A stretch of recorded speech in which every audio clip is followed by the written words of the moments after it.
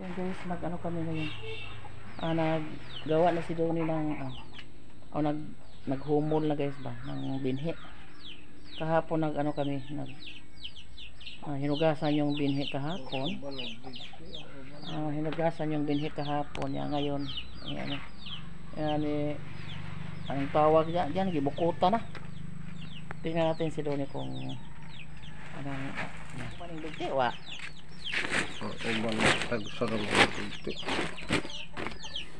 Bigti yung tawag sa ano guys. Excuse me. Yung butil ng palay na dito mo labas yung kanyang mga turok.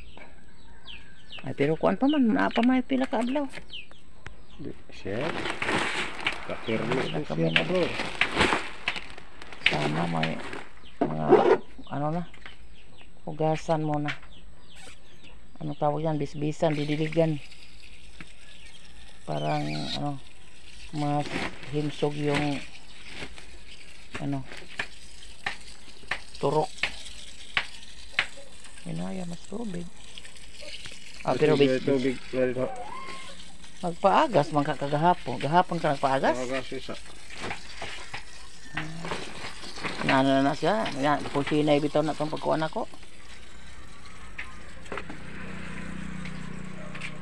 Dito kasi nilapag yung may pang isa. Nilapag yung palay na hinumulan para sa natin. Punla natin.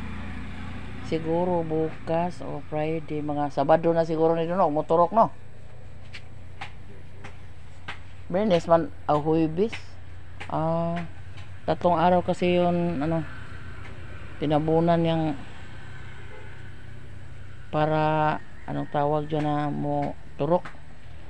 Ganito pala yung mag ng binhi, magpaturok ng binhi.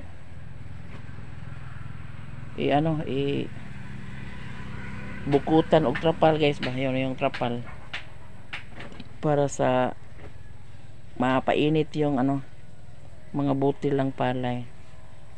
So yan, pa binukutan, utrohon pa nagbukot guys. Bukutan pa ulit dito sa trapal, parang 3 araw at saka 3 gabi yung pag bukot sa trapal. Parang may magandang tubo. At saka yun ipunla sa palayan natin. Ako naman yung ginagawa ko dito ay ako guys. Ang tawag diyan nagtarugo. Ako sa handle guys. Dami ko pang tarugo tarugo yung tawag dito guys. Yan. Yung maglagay ng harang dito sa dulo ng handle dito. Ganitong yung gagawin ko. Maglagay dito ito. Parang kumapit sa tambo kapag mailagay na yung tambo dito. At least pag bukhad ay na.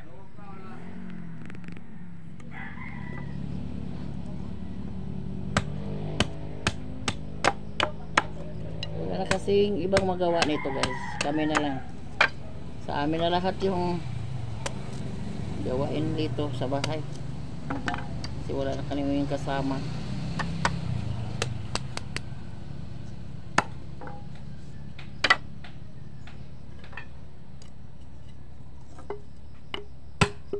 Patuloy pa rin tayo guys sa ating munting hanap buhay.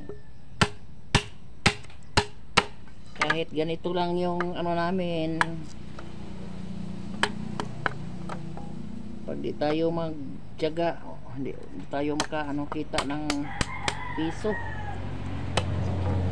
Magtiyaga na lang tayo sa ating trabaho. At least may kukunan tayo ng ilang barya lang guys ba. Kahit matumal yung binta sa walis,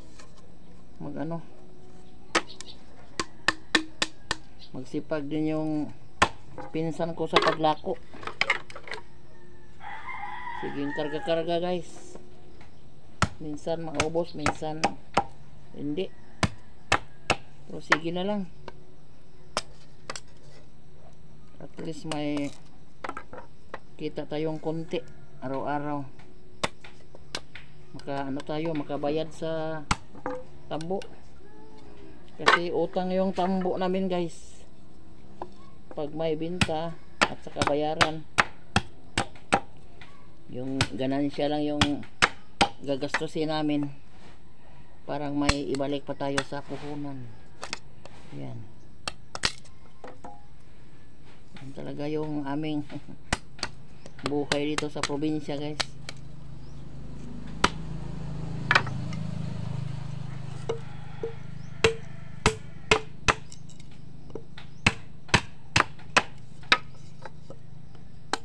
Buti na lang yung mga matanda doon sa Inabanga ay papautangin kami ng tambo. Kawawa naman yung mga matanda. Pero okay naman, magbayad naman kami kapag mayroon na kaming binta.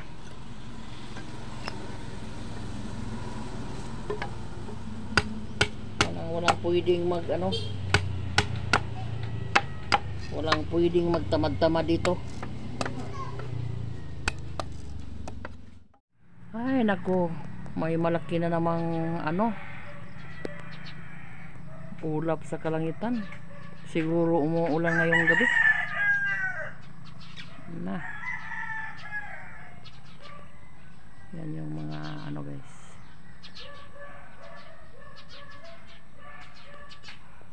Ulan na naman, maputik na naman yung sa daan doon sa kanila Lilus. Palaging magpunta si Donnie doon guys, kasi magsimula na sa trabaho sa palayan. Siya na lang yung nagtrabaho.